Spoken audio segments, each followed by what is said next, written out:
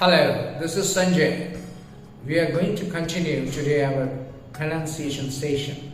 Today our topic is aspirated sounds.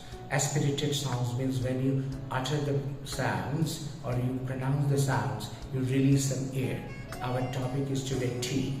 It is really very dicey proposition because most of the people who want to imitate the native speakers without knowing the rules randomly use ta ta ta. But remember, T is pronounced ta when it comes before the straight vowel. Say for example, tomato, potato, today. In USA, T becomes D when it comes in between two consonant sounds. That is called flapping sounds.